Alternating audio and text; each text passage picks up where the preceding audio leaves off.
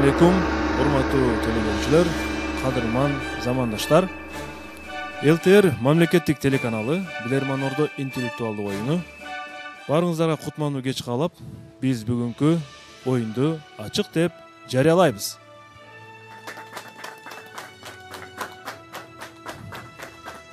Бүгүн биздин берүүбүз атайын чыгарылыштын негизинде чыкмакчы.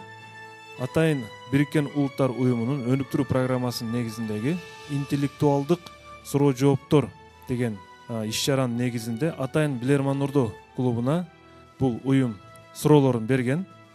Билермандардын бир гана тарыхый же маданий же башка суроолордон эмес, балким бюджет, салык, финансы, өкмөт, башкаруу тармагында дагы канчалык деңгээлде маалыматы бар деген кызыгуусун билдирген.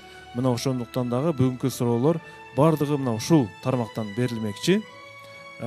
Бул оюнга байге фонду коюлган. Байге фонду ар бир суроого жараша коюлмакчы.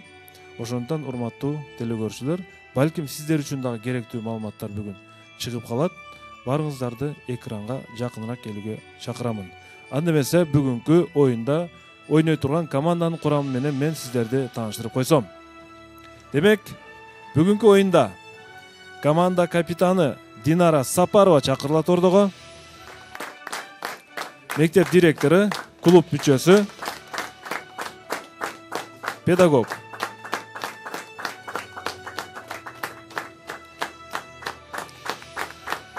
Зайнидин Акботоев, тендер боюнча адис, клубтун мүчөсү, мамлекет тармагында иштеп жаткан кызматкер.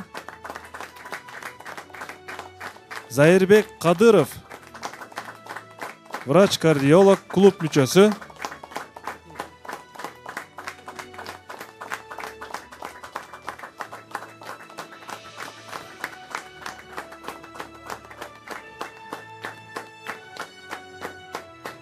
Бектурган Мизамидин уулу, кесиби боюнча экономист.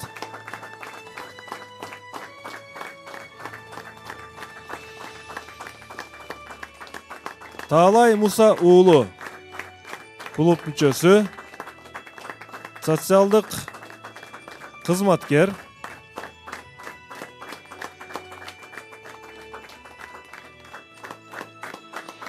Жана Чодонов Мухаммед, кесиби боюнча бухгалтер, бүгүнкү оюндун катышуучусу.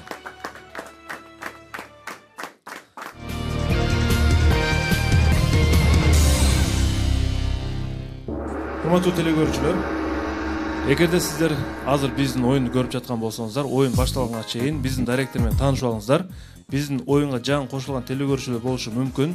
Экранга назар салыңыздар. Биздин директорубуз каттар үчүн Ош шаары Ленин көчөсү 330, Билерман Ордо интеллектуалдык оюну деп кат аркылуу жөнөтсөңүздөр болот. Суроо жөнөтүүнүн эрежеси: суроо логикалык болуш керек, жообу сөзсүз жазылыш керек, суроо ээсинин жакшы сапаттагы фото сүрөтү, анын иштеген кызматы жана дареги телефон номери менен жазылыш керек.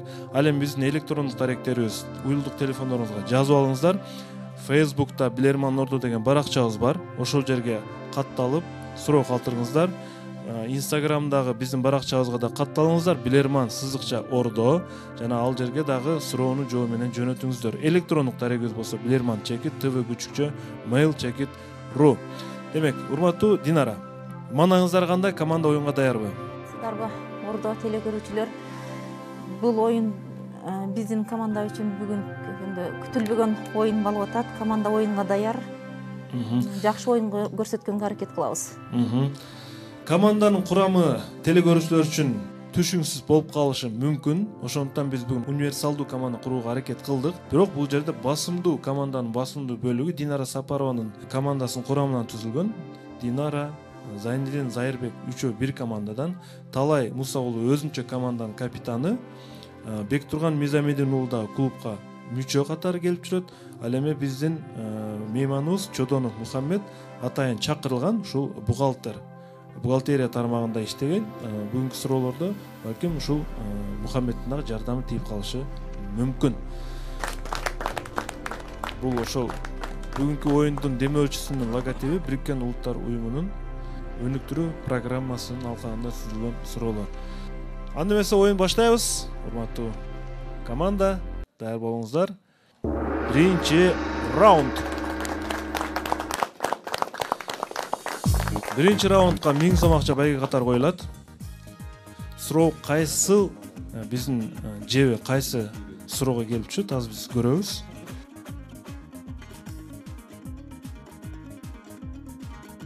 Биринчи раундтагы суроо бул чыгаша жана киреше тууралуу суроо экен. Ал эми ордо үчүн дагы бүгүн сурообуз бар. Атайын ордо үчүн берилмекчи.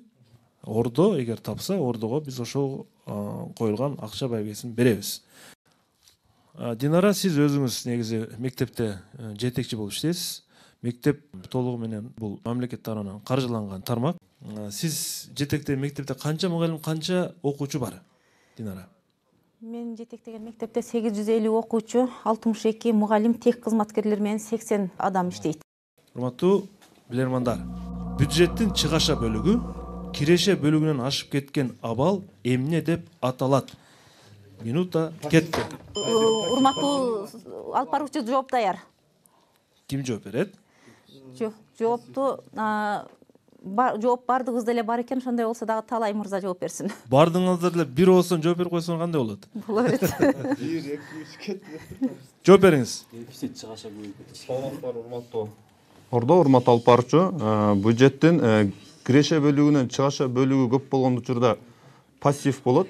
Мында бир гана мамлекет гана эмес, кандайдыр бир ишкананын же бир айыл өкмөттүн немеси болсо, чыгаша бөлүгү ошо бөлүгү көп болгон учурда пассив болуп, дотацияга отурат дагы кризиске кептелип калышы мүмкүн. Ошондо эмне деп аталат бир сөз менен айтканда? Бюджеттик тартипсиз келип жаралып калат, мына дефицит. Сиздин жообуңуз дефицит. Дефицит да. Жооп кабыл алынат. Зайырбек, сиз макулсузбу Талайдын пикири менен? Өзү чыгаша көп болгон болсо, кирешеден дефицит болуп жабылат да. Бюджетти дефицит менен кабыл алып азыр 20 миллиард дефицит жетпей калды деп жылда эле жаңылыктардан угуп атабыз го. Дефицит менен дефицит болот. Чыгашабыз көбүрөөк болуп калат. Түшүнүктүү. А эгерде киреше көп болсо, профицит болот. Мен туура жоопту айтам. Эгерде бюджеттин чыгаша бөлүгү киреше бөлүгүн ашып кетсе, анда бул абал дефицит деп аталат. Жообуңуздар туура. 1000 сом акча команданын эсебине өттү, жазып коюңуздар. Талай мырза көбүрөөк, Талай мырза өтө деталдуу түшүндүрүп берди десек болот. Бирок негизи мунун жообу бир эле термин, бул дефицит. Зайырбек мырза айткандай, дефицит жоо болсо, анын тескериси профицит. Оюн улантат экинчи раунд. Билермандар тарапка биз эсепти ачабыз.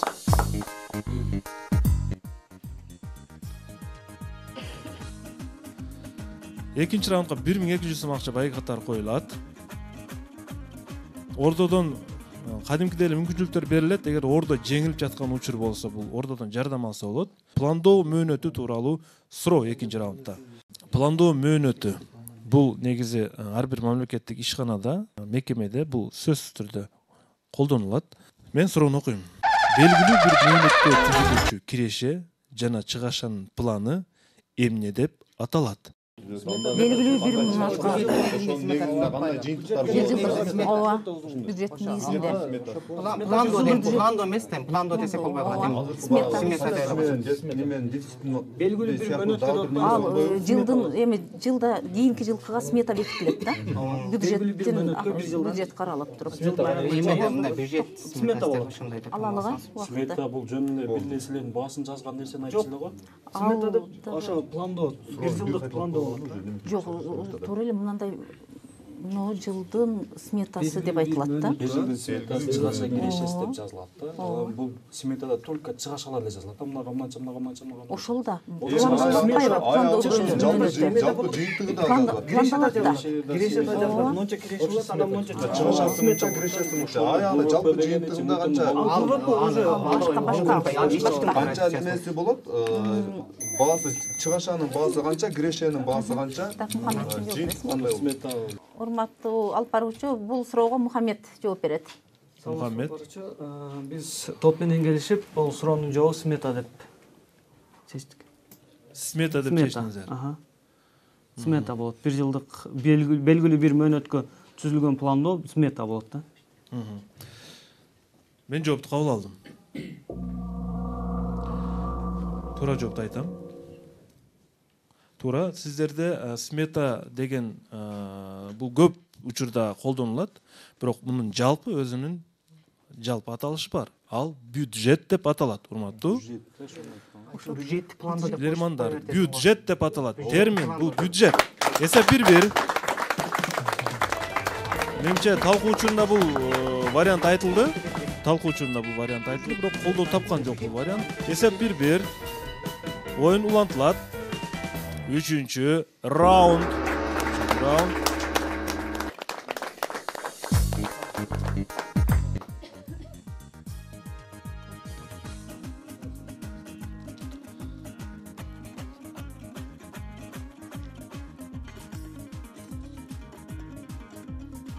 Үчүнчү раунд сиздерге каршы кайсыл суроо туура келди экен? Баалар тууралуу суроо. Зайнедин мырза, учурдагы Кыргызстандагы баалардын өзгөрүүсү тууралуу бул мыйзам ченемделүү көрүнүш дейсизби же сезондук, мөөнөттүк бир сөзсүз түрдө бул болобу? Дүйнөлүк экономикалык рынокко байланыштуу болот. Анан ошол бизде өзүбүзгө жөнөкөйлөп айткан болсок, ошол көзөндөгү, жазындагы ошол өндүрүүчү продукциялардан да зависит этет. Ошонун дагы өзгөрүүлөр болот бул. Бул эми мыйзам ченемдүүлүк эле деп ойлойм. Мен суроону окуйм. Өлкөдө азык-түлүккө болгон баа көтөрүлдү. Балким Кыргызстан өзүнүн мисалын эле айталы, мына Кыргызстанда. Өлкөдө азык-түлүккө баа көтөрүлдү, бирок электр энергиянын баасы өз ордунда калды, Мухаммед Бада. Туурабы? Электр энергия баа өзгөргөн жок. Мисалы үчүн бизде 1 киловатт саат канча? Зайырбек 77 тыйын. Ал өз 2 сом 16 тыйын. Ооба. Бирок өзгөргөн жок, туурабы? Өзгөргөн жок. Баалар өзгөрдү кайсы бир деңгээлде азык-түлүктөргөчү.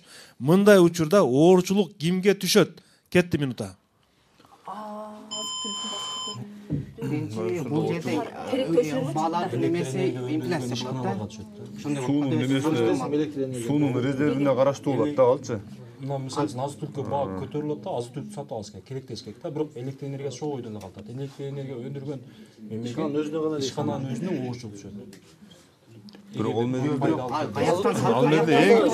эң биринчи баа негизи ички керектөөнү тейлейт да, андан кийин сыртка экспортко чыгарат. Ошондо багандай сыртка экспорт кыркылып калып башкаларга бул жерде эки эле бөлүм болуп атат. Азык-түлүк менен электр энергия болуп атат. Электр энергия ошол бойдон эле болуп атат. Кимге пайда деп атпайбы?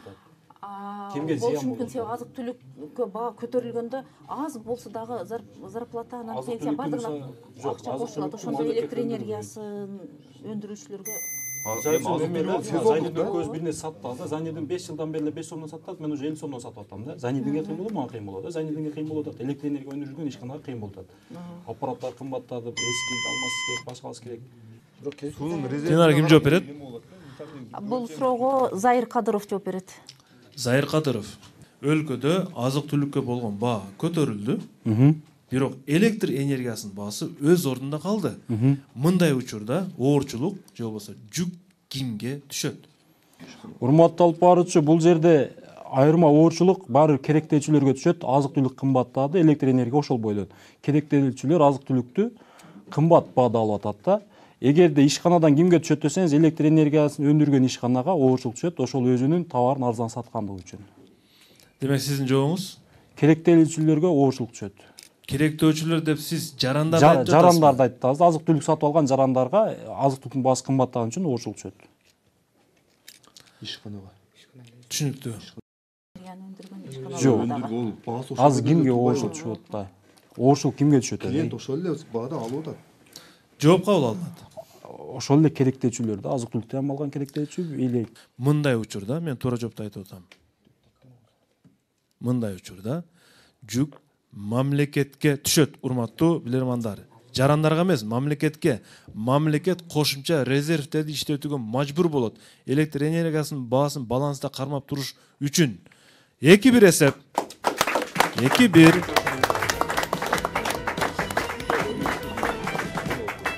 Команда дагы бул жерде туура эмес жооп берди. Упай суроо ээси тарабында калып атат дагы. Оюн улантылат. 4-раунд. 4-cü rаунд. Урматтуу телекөрүүчүлөр, биздин оюнга суроо жөнөтүүнү уланта берсеңиздер болот. Кийинки жекшембе күнү биз Билерман Ордонун кышкы серияларынын финалдык оюнун сиздерге тартуулайбыз. Ага өзүңүздөр жакшы билгендей Сагынбек Мамановдун командасы келип ойнойт. Сагынбек Мамановдун командасы 6-3 эсебинде өткөндө 9-чу турда жеңишке жетишкен. Ал эми финалдык оюнда ким мыкты билерман болот, аны биз бир жумадан кийин билебиз. Бюджеттик чыгашалар тууралуу суроо келип атат 4-чү раундда. Бул суроонун байгеси болсо 1500 сом. Талай мырза, сиз жашаган айыл өкмөттө калктын саны канча? Маалымат барбы, жокпу сизде? Мен эсебден так айткым келбей атат, бирок ошон сем айтайын. 7100дөн ашуум. Кайсы айыл өкмөт? Алай району Корул айыл өкмөтү. Корул айыл өкмөтү, Суроо. Бюджеттин эң чоң чыгаша бөлүгү бул эмне? Бюджеттин эң чоң чыгаша бөлүгү бул эмне? Кетти минута. Урматтуу алып баруучу, мамлекеттин бюджетиненби? Ооба, мамлекеттин бюджетин, ооба. Минута кетти. Эң чоң чыгаша бөлүгү. Карыздар бу. Негизи карыздар. Эң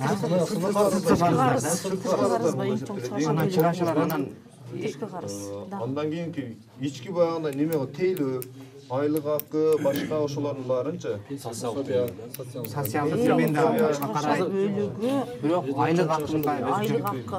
айлык Эң акы чоң чыгаша бөлүгү айлык акы. Карыз анчалык эмес. Эң көп социалдык тейлөө болуш керек. эгерде чедерден ала турган болсо тышкы карыздан кутулуш керек деп эме Айлык болот. акы, пенсия, пособиялар, Бюджеттин чыгаша бөлүгү тышкы карыздарга бюджеттен чыгаша чыкпайт да. жок, бюджеттен чыгат, бюджеттен бөлүнөт да. Бөлүнөт да, быйылкы жылда мынанча кутулалы деп баары бөлүнөт да. Бир жылына 100 миллион долларга жетпейн эле акча бөлүнөт да. А бирок айлык эмгек акы да. Айлык акы, пенсия мемелерге 70 миллиард сом экен ушундай да. Эң чоң чыгашасы ошондо зарплата болот. Айлык акы төлөжөн береличи. Ошондой да. Зарплата болот. Айлык акы, Социалдык Эмгек төлөмдө акы. зарплата. эмгек акы деп эле. Шол болуш керек. Жок, башка. Же бар. Эң эме кайсыга бир саламаттык сактоого бир Динара убакыт аяктады. Ким жооп берет?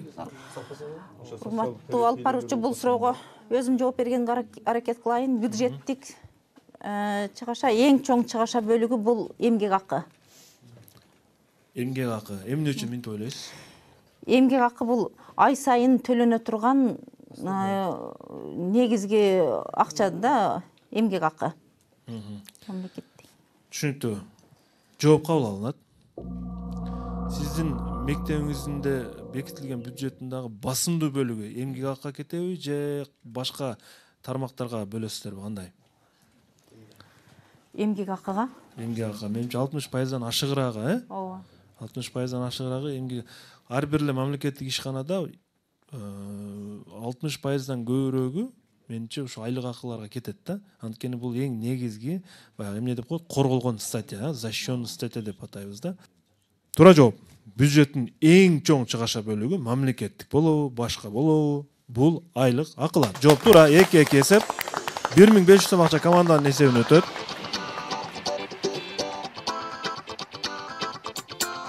Эсеп 2-2. Оюнубуз улантылат.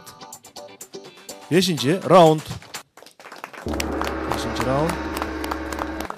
Ордодо бул суроого кимде туура жооп бар эле? Кол көтөрүп көрсөтүп койсоңуздар, мен көрүп алсам болот экен. Барында бар беле? Бар айлык алабы? Ордо мүчөлөр баардык айлык алат экен да, 5-чи раунд сиздерге каршы ушундай суроо берилип атат. Чыгашанын ар кандай түрлөрү тууралуу суроо экен. Зайырбек мырза, Кыргызстандагы эң минималдык керектөө корзинасы канча сом? Сизде маалымат барбы? 3000 канча сом деп уктум эле, так маалымат жок. 3000 канча сом. Орточо айлык 11000 сомдон ашты деди. Эң минимал керектөө 3700 сом ушундай деп уктум эле. Бир маалымат боюнча статистика укканмын, ошо бир адамдын Кыргызстандагы керектөөсү орто эсеп менен 7000 сом болуш керек деген статистикалык маалыматтар чыккан да. Негизи 7000 сом болуш керек 7000 сом деппи? болсо мындай орточо деп укканмын. Түшүнүктүү. Мен суроону окуйн. Кунт коюп угуп туруңуздар. Чыгашалар кирешелерден ашкан учурлар болот. Жана ал калыбына келтирүүнү талап кылат. Мындай абал. Андай чыгашалар мамлекеттик болушу мүмкүн, ички жана тышкы чыгашалар, муниципалдык, насыялык дагы болот. Андай чыгашаларды биз жалпылап эмне деп атайбыз? Минута кетти. Теңдештирүү болсо суффикс болот анда. Суффикс ооба. Суффикс болот экен. Киреше менен чыгашанын балансына Ошо теңдештирүүгө көргөн иш аракет унда. ошо суффикс Теңдештирүүгө мындай карай. аракет болсо суффикс болот. Бул суффикс карашы бир вариант. Тышкы муниципалдык чыгашалар бардыгы чыгашалар. Бул жерде мындай болот. Аракет көрүп атат, аракет кылып атат. Сиз чыгыш үчүн аракет болду. Сиз 1000 сом куроттуңуз дейли, бирок кайра чыгашаңыз 1,5 болуп калды. Тең дейли, эмне кылалы? Эмне аракет? 500 сом теңдеш керек. Ошондой теңдеш терминге такалсак Баланс. Ол тең болгон учурда. Тең болгон учурда баланс болот. Экөөнү бирдей болгон учурда. Азыр мен атагыла чыгаша менен киреше дал келгенде, экөөнү дал келтирсе, ошондо жанагы термин келип чыгат, суффикс деген термин келип чыгат. Дал келтиргенде. Ал эми эгерде чыгаша менен эгерде чыгашадан киреше көп болсо, бул эмне болот? Чыгашадан профицит болот да. Ал эми жетпей, бүгүн дефицит менен чыктык десе, кирешеден чыгашасы көп болуп калып атпайбы? чыгышам түрлөрүнө суатат деп аталышынчы. Термин келип чыга турган болсо да. Карыз эле болот да. Жалпылай Дефицит карыз. Динара, Ал башка экөөнү термин сат. ким жооп берет? Урматтуу алып баруучу, бул суроого дагы команданын оюн топтоштуруп жооп бергенге аракет кылайын. Чыгаша кирешеден ашып кеткен учур ошол дефицит болот. Мында мамлекеттик, ички, тышкы, муниципалдык, насыялык болгондо булар жалпы чыгашалар карыз, дефицит болот, карыз. Карыз. Бул сиздин акыркы жообуңузбу? Же банкрот. Кризис, банкрот, карыз. Кыргызча эле айтсаңыз, кыргызчасын. Карыз да. Жооп кабыл алынат. Туура жоопту айтайын. Бул суроого 1700 сом коюлган. Динара туура жооп берсе 1700 сом 1 минутада тапкан болот. Негизи бир күндүк кирешеңиз канча сом, Динара айым? Же сырбы? Жок, бир күндүк эмес, биздики мугалимдердики 1 айлык болот го киреше. 1 айлык. Айталык, 1 айда 15 000 сом айлык алсаңыз, аны 30 күнгө бөлсөк, Зайырбек канча сомдон айланып калат?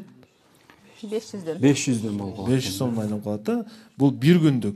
А сиз 1 минутада азыр туура жооп берсеңиз 1700 сом табасыз. Көп бекен? Элестеңиз 1 минутада 1700 сом. Күндү келип эле. Сиздин 3 күндүк, 3,5 суткаңыз кирешеңиз. Туура жооп. Туура жооп. Мындай учур чыгаша кирешелерден ашкан учур, же жана бул учур мамлекеттик, ички, тышкы, муниципалдык болсо, карыз деп аталат. Жооп туура. 3 эсеп. Команда 1 упай алдыга чыгып атат. Өтө кыйынчылык менен чыкты. Бектурган да аракет кылды. Бектурган бирок майда 1-2 терминге кирип кетти.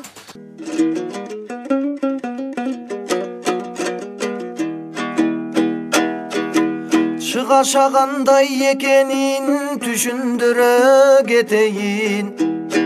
Өлкө кызматкерлерин бирден санап өтөйүн. Маданий иш майрамга, муктаждарга жардамга, айлананы коостоба түгүл жолду салганга. Чындап айтсак мамлекет чыгаша болот андайда.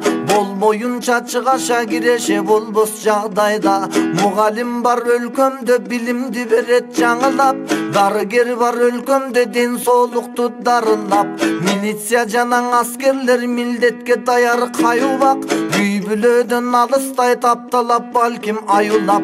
Маданияты болбосо мамлекет жаңылат. Өлкөмө кылып кызматын өмүрүн арнайт арубак. Кызматкерлердин баарынан маянан айлык акысы мамлекеттен алынат. Дал ушул жана башкалар чыгаша деп табылат. Көп болсоң эгер киреше бир эсе, балким 1000 эсе профицит деп аталат. Муну баары тилесе. Аз болсоң эгер киреше айлык аз элдер жүдөсө дефицит деп аталат. Бул көрүнүш бул эсе. Profitsit menen defitsit el menen birge karasak, biz emne bolduk eken dep bir oylanıp karasak. Defitsit bolsa mamleket el içinde jarakat, ösüş üçün aylıktar, ösüş üçün baylıktar. Oy çirkin profitsit bolsa jaraşat.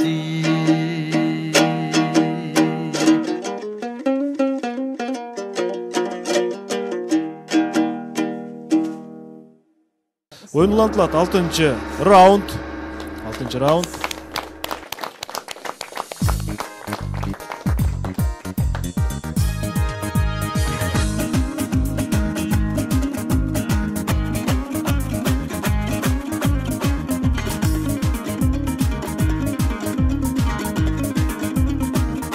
Мамлекеттик жана жергиликтүү бюджет жөнүндөгү бир суроо экен.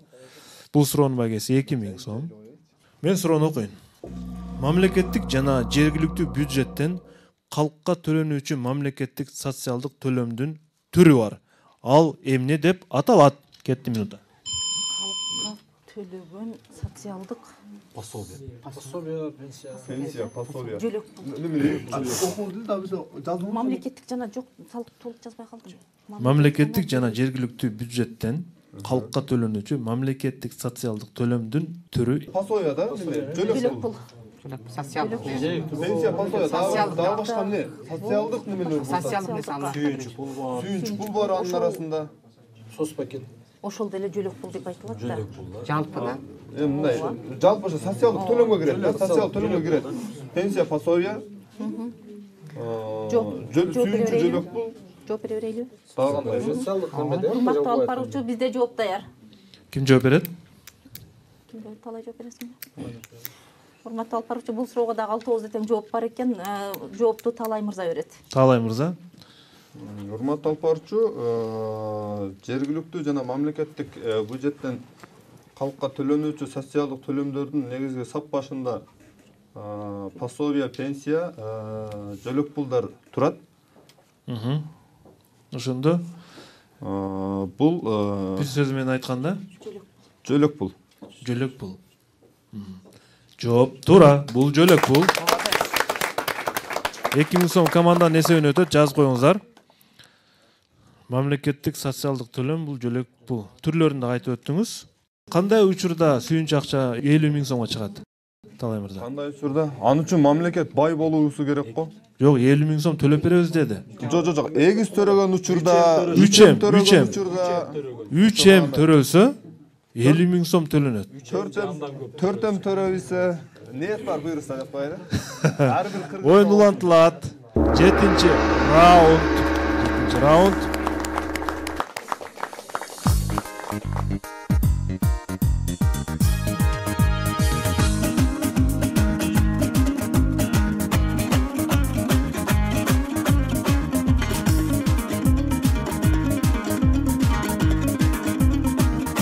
Ким салыкты көп төлөйт деген суроо экен. Şu түз суроо бере турган болсом, кимиңиздер көп төлөйсүздөр? Талай мырза, сиз айына канча сом төлөйсүз салык? Эсептеп көрдүңүз беле? Айына. Мамлекеттен канча сом салык төлөйсүз? 21% НДС төлөнөт да. Мындай эсептейли, 10% соцфондго, 2% немеге, жок. 15-ге немеге да төлөнөт атпайбы? 1% профсоюзга, подоход налог төлөйсүң. Ошону менен бир 2000ге жакыныраак болуп калат, эгерде бир айлык Салыктын канча түрү бар, Талай мырза? Салыктынбы? Маалымат барбы сизде? Зайырбек, Зайнидин, Так маалымат жок. Студент кезимдеги эстимдеги боюнча бир ошо Менче Мухаммед билсе керек. 18 толук санын билбейбиз, бирок санап көрөлү. Көп да эми транспорт салыгы 20 бар. ашык. Суроо. Бул жерде Акылбек жана Бактыбек деген ат келиптир. Мисал үчүн мен команданын өзүнөн эле мисал айтып коеюн, а? Зайырбек менен Зайнидин деген 2 фермер бар. Зайырбек 1 тонна картошка, ал эми Зайнидин 1 тонна 200 килограмм картошка түшүм алышты. Суроо, алардын кимиси салыкты көбүрөөк төлөйт? Зайнидин да, Кетти минута. Зайнидин да мына жерде ошо 1000 сом менен 1200 айырмасы бар да. Жер бирдей да. Жер бирдей. Ошо процентин чакканда деле буланыкы. Бул жерде ушундай да. Жери бирдей болгондо бирдей төлөп калат. Жерге карата төлөйбү же өндүрүшкө карата төлөйбү? Договоруна жараша да. Эми салык дегенде бирдей болсо подоходный болгон болсо сен көп төлөйсүң. Эгер фермерди утат, Фермер негизи бул жерде фермер бирок негизи бирдей болгондо эси аны сурайбыз го. Жери бирдей болсо анда бирдей эле төлөйт. Жер бирдей болсо. сиз деле 10 сотик жерден, картош деле 10 сотик жерден. Экөө бирдей болсо. Же болсо өкөмөргө жерди каалагандай берди, жерге не кылган жок. Келишимдерди өндүрүүгө карата өндүрүп келгенде эме кылбайт, ошо жерге карата эле төлөнөт. ал процент албаганда да эми жерге караганда экөө бирдей. Эме кылып атпайбы, тура эле азыр жер налогу баарыбыз окшош го. Жер налогу эмес Сатуудан налог алганда да занижение көп болуп атат, кимде көп болсо да. Фабрикаларда эле өндүрүш. Динара ким жооп берет? Урматтуу алып баруучу суроону тактап алалы. Бул жерлер экөөнүкү бирдей элеби? Ошону мен ченеп көрбөпмүн. Аны Зайырбек менен Зайнидин билет. Зайырбекте канча гектар жер бар, Зайнидинде канча гектар жер бар, аны мен билбейм да. Ким жооп берет? Бул суроого Зайнидин жооп берген аракет кылсынчы, өзүнүн жерин да айтат. барчу. Бул жерде азыр кичине кандай десем да ойду токтош керек болот. Бул жерде основной жерибиз мындай айтканда жер бирдей эле болот. Анан сатуудан түшкөн салык деп дагы түрү бар. Бирок эгер ошол эки фермердин патентиге таяна турган болсок, сатуудан түшкөн салык болуп, мен көп төлөп калышы мүмкүн. Ал эми эгер жердин аянтыга келип жөн патент болбосо, анда экөөбүздүн налогубуз бирдей эле болот. Сиз кайсыга токтолдуңуз ошондо? Мага кайсы жоопту бересиз? Сизге жообубуз эми ошол бирдей эле болуп калат. Себеп дегенде жер салыгы бир эле да негизи. Демек экөө түшүмдө айырма болсо дагы жер салыгын экөө бирдей эле төлөйбүз. Жооп кабыл алынат. 1 гектар жердин салыгы канча сом экенин билесизби, билбейсизби? Маалыматыңыз барбы? Жердин салыгы. Ар түрдүү да эми айлык жергиликтүү кеңеш бекитип берген. Сиздерде канча? Бизде 410 сом болуш керек моюнча. Бизде 483 сом Сугат жерине, Кайракыга 17 сомго кече мурда күндө карадым эле. Кайракыга ушул канча? Сугат жерге 483 сом. 483, Кайракыга 100 канча сом деп көрдүм эле, чөп чабыт жерге 17 сом. Түшүнүктүү. Мен туура жоопту айтайын. Бирөөсү 1 тонна, дагы бири 1 тонна 200 картошка түшүм алды. Алардын кимиси салыкты көбүрөөк төлөйт деген суроого бирдей эле төлөйт. Анткени жер салыгын гана төлөшөт. Жооп туура, 5 эсеп. 2100 сом акча команда несиебине өтөт. Азыр мен бул жерден башында вада бергендей Ордого суроо бергим келип атат. Ордого 1000 сом акча коюлат бул суроого демөөрчүдөн. Ордо туура тапса, ушул Ордого тапшырылат. Андан кийин биз музыкалык тыныбыга орун беребиз. Ордого суроо.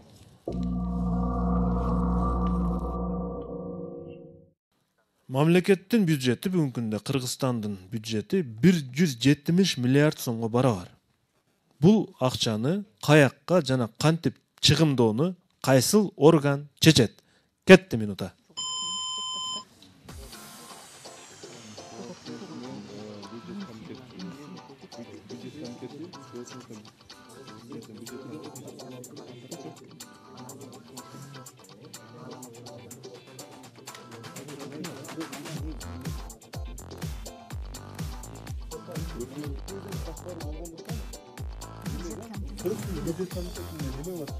Жогорку кеңештин макулдугу болот да, бюджет комитетинчи.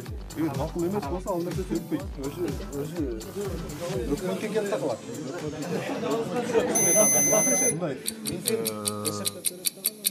Урматтуу алып баруучу, жооп даяр бизде. Сагын мырза, Биздин бул жерде турган билермандар көпчүлүгү командабыз төмөнкүдөй жоопту беребиз. Чындыгында өкмөт өзүнүн пландоо ишин сунуштайт тагыра жогорку кеңешке, биздин парламентке, Кыргыз Республикасынан.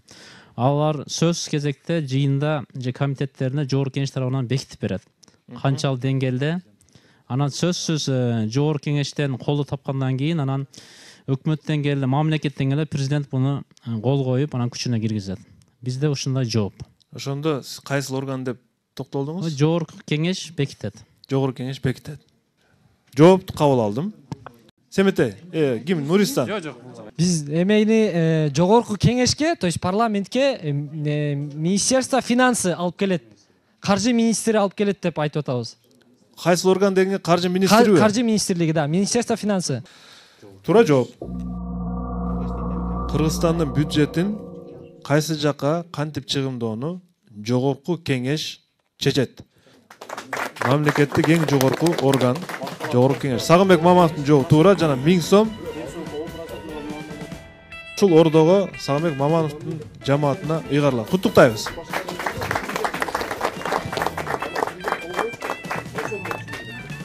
Тармактык комитеттер бар жогорку кеңеште. Бирок жалпы жыйынга чыгат Динара айым. Сөзсүз. Жалпы жыйынга бул коюлат.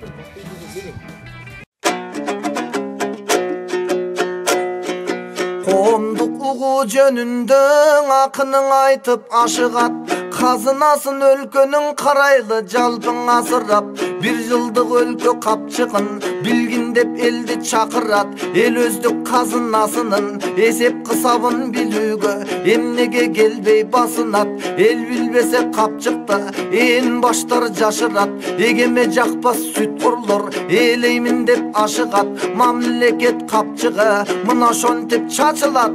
Коомдук угуу болгондон эл чогулса топтолуп, эл рызкысын билүүгө эрлер келсе от болуп, көзөмөл кылып турбаса көңүлдөр калат бош болуп. Жан дүйнө курса кач болсо жалындай жүрөк от болуп.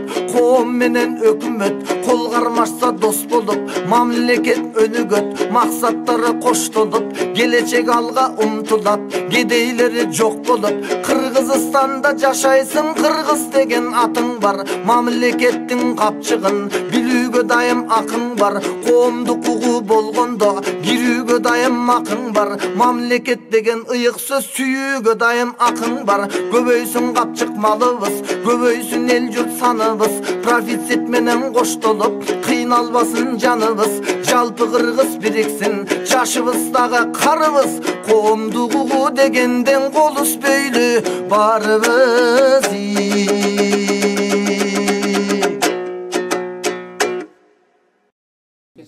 Урматтуу телекөрүүчүлөр, урматтуу билермандар, оюн улантылат. Бүгүн биздин суроолор жалаң ушул салык, бюджет, финансы жана мамлекетибиздин экономикасына тиешелүү суроолор болуп жатат.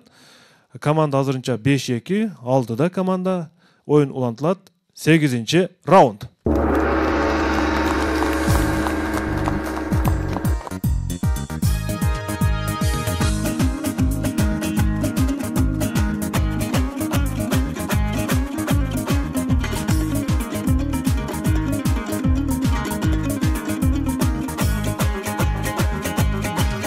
Экономиканын таасири тууралуу суроо. 8-чи раундга туура келип атат. Суроо. Кулак салабыз. Угабыз. Бюджет аркылуу экономиканын өнүгүүсүнө таасир этсе болобу? Кандай жол менен? Мен кайталайм. Бюджет аркылуу экономиканын өнүгүүсүнө таасир этсе болобу? Кандай жол менен? Минута кетти. Өндүрүштү колдоп бериш керек. Анда Өндүрүштү колдоп берет. Өндүрүштү салыкты көтөрсө экономика кандай көтөрсөң да экономика болушу мүмкүн. Анда бюджеттин профицит менен өтөт. Салыкты көтөрүш жолдо. Салыкты. Экономиканы көтөрүш керекпи же болот же болбойт же жооп беришибиз керек. Салыктарды көтөрсөк, эме жардам берсе болот. Көтөрүп бизнеси болду. Азыркы ушул учурда мамлекеттин эмеси ушундай болуп атпайбы? Негизи ар кандай нерсе акча болсо анан кийин өнүгүү болот да, негизичи. Бизнес ар кандай жеречи. Бюджет аркылуу экономиканы өнүгүүсүнө таасир этсе болобу? Болот. бюджетти электр мобилдерге жок, бюджетти кантип көбөйтүү керек деген суроо берилген жокко, салыкты көбөйткүдөй. Кайсынысына көрөсүң да? Ошондо бюджет аркылуу Экономиканын өнүгүшүнө мындай бюджет аркылуу. Бюджет аркылуу болот. Жок, бул жерде болот деген жооп чыкты. Бул бир вариант. Мындан да кантип десең, ушул жерде мындай кантип деген суроо. Динара ким жооп берет? Бул суроого Зайыр жооп бересиңби? Зайыр Кадыров жооп берет. Урматтуу алып барчу. Бул жерде бюджетте өндүрүштү колдоп берсек болду, же болбосо өзүнчө өндүрүштү кандайдыр бир мемелерге жеңилдиктерди берип, субсидий берип, же болбосо налогтордон бошотсок, салыктардан бошотсок, ошол деп колдосо экономиканы өнүктүрсөк болот. Же жаңы технологияларга алып келгенге багындай жеңилдиктерди беребизби, акча каражатын бөлүп беребизби, ошондой. Ошондо сиз басын эмнеге берип атасыз? Болот. Жок. Жок, бир негиздеп бериңиз да, негиздеп. Өндүрүштү колдоп берсек болду да, ар кандай салыктардан бошотсок болот, ар кандай текшерүүдөн бошотсок болот, эми субсидий берсек болот, багы кийин өзүң багы профитке чыкканда төлөйсүң, кутуласың деп. Киреше чыгып турган булактарга да. Түшүнүктүү. Жооп кабыл алынат. Мен туура жоопту айтам. Жогоруда бир суроодо айтылып кетти. Бюджеттин эң чоң чыгаша бөлүгү бул эмне дедик? Эмгек акы, айлык акылар дедик да. Демек бул жерде бюджет аркылуу экономиканын өнүгүүсүнө таасир этсе болобу, кандай жол менен? Айлык акынын жогорулашы менен, Зайырбек мырза, айлык акынын жогорулашы менен таасир этсе болот. Демек, айлык акы массалык түрдө көбөйүш керек, жогорулаш керек. Жана мамлекеттик сатып алууларды күчөйткөндө гана бюджет аркылуу экономикага таасир эте алабыз. Жооңуз бир аз туура эмес, Зайырбек мырза. Эң төмөнкү этаптарынан мисал келтирдиңиздер. Мындай такай туура эмес деп айта албайм. Эң төмөнкү мисалдар менен алек болуп калдыңыздар. Эң негизги себеп калып кетти. Бул айлык акынын жогорулашы. Эсеп азырынча 5-3. 9-чу раунд. 9-чу раунд. 9-чу раунд. 2400 сом коюлат 9-чу раундда. Риске келеби экен же кайсыга келет экен?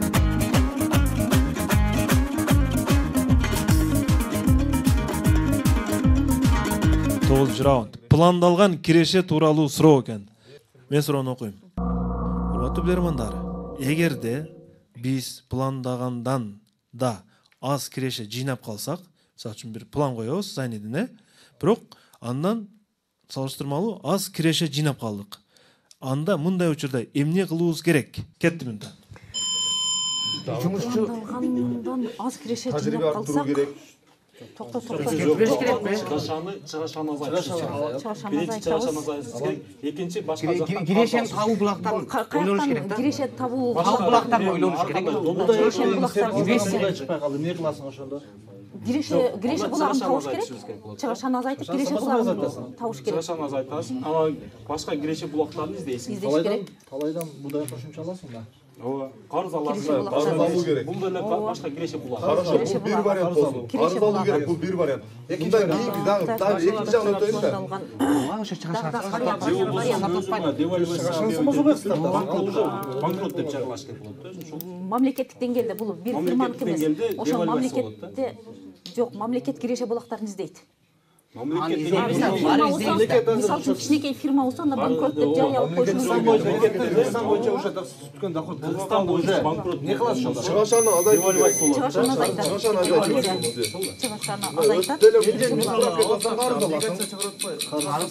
Кыргызстан боюнча эме болгон болсо, мамлекеттик деңгээлде болсо, чыгашаны азайтат. Чыгашаны азайтат. Динара ким жооп берет?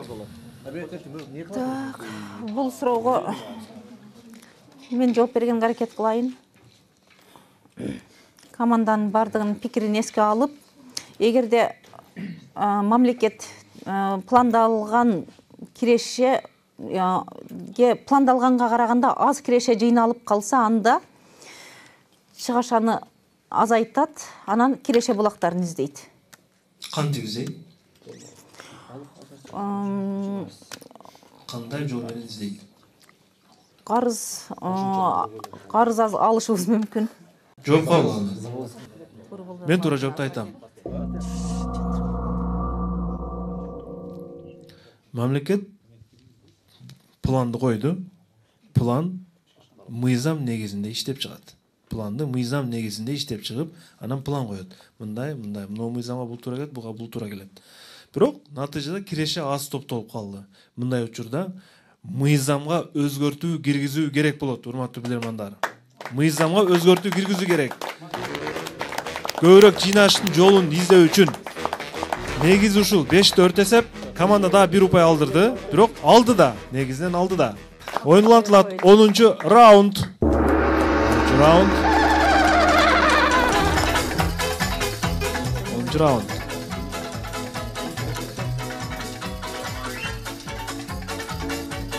Блиц турат. Дагы бири кайсы калды? Менимче патент жана мамлекеттик патент тууралуу суроо. Аябай кызыктуу суроо болушу мүмкүн. Патент тууралуу суроо 2500 сом коюлат бул суроого. Суроого көңүл бургула. Патентти кимиси төлөйт? Физикалык жакпы же юридикалык жакпы? Кетти минута. Физикалык жак төлөйт? Эки жакта тең бар да. Юридический күчкө ээ болсоң да төлөп атпайсың, бир нерсе калып. Жок. Физикалык жак төлөйт. Бул физикалык жак патентти патентти жеке адам да, жеке адамдын айтымында ошо физикалык жакта. Патент милдеттүү түрдө патент турабы? Жеке ишке төлөйт да. Физикалык жак. Жок, хорошо. Талкуу да. Сиз азыр юридический жана төрөйүнчү. Ошо күчкө ээ болуп атсаңыз төлөп эле турасыз. Уже жок да аларда патент жок. Ошондо жеке ишкерлер болуп калат. Жеке ишкер чыпылыр. Бирок башка вариант юридикалык жак төлөйт, бирок ал эми патент түрүндө эмес, башка жол менен төлөйт да. Динара ким жооп берет? Динара. Зайыр Кадыров жооп берет. Зайыр Кадыров. Урматтуу алып баруучу, биздин оюбузча эки жак тең төлөйт. Себеби физикалык жакта жеке ишкерлер базарда отургандар да төлөйт. Анан патенти менен деле юридикалык багы кең казып атат экен, патент берипи, чалгындоо патент берипи деген угуп калды. Ошо юридикалык жакта деле патент менен деле жумуш кылат. Физикалык жак төлөйбү же юридикалык жак төлөйбү деген суроонун жообу эки тарап тең төлөйт. Жооп туура. Анткени эки тарап тең ишмердүүлүк жүргүзүп жатат. Жана 6-4 эсебинде бүгүнкү команда жеңишке жетишти. Команданы куттуктайбыз. Жалпы Ордо бул жерде дагы аябай активдүү катышты. Эми Динара айым бүгүнкү мына 10 суроо берилди. Кайсы суроо сиздерге жакты? Биз бул жерде экономиканын таасири бюджет аркылуу экономиканын өнүгүшүнө таасир этсе болобу деген суроону жакшы суроо деп таптык. Анткени ошол мүмкүн айлыкты дагы көтөрүп береби деп. Мугалимдердин ою айлык көтөрүлсө жакшы иштейбиз дейт окшойт. Негизи бирок мамлекет мугалимдердин айлыгын көтөрүп берген. Бирок муну биз албетте жакшы болот, дагы көтөрүлсө сөзсүз түрдө көтөрүлөт деген ойдобуз. Кудай буйруса. Команданын бүгүнкү утушу 10.700 сом түзөт. 10.700 сом түзөт. Куттуктайбыз. Утушун тапшырып коелу команданын. Бириккен Улуттар уюмунун өнүктүрүү программасын алкаганда ушул интеллектуалдык викторина программасы үчүн даярдалган суроолор негизинде төлөндү. Сиздерге кут болсун, куттуктайбыз. Барбол кондитер фирмасына шириктер кабыл алып коюңуздар. Барбол атамекендик фирмасы адал жана таттуу, дайыма жаңы гана. Жана ошондой эле премиум класстагы Танышан Барбол торттору сиздерге белекке берилет. Ордого берилген суроодо 1000 сом акча каражаты бөлүнгөн. Аны да туура тапкандыгы үчүн Сагынбек мырза куттуктайбыз. Кыргызстан бюджетин кабыл алуучу орган деп жогорку кеңеш Сагынбек туура тапты. Куттуктайбыз. Бардык интеллектуал тараптарга биз эшигибиз ачык демекчибиз. Келип команда курап оюнга катышыңыздар. Биздин директорго суроо жөнөтүңүздөр. Кайрадан эфир аркылуу көрүшкөнчө аман болуңуздар. Ассалому алейкум.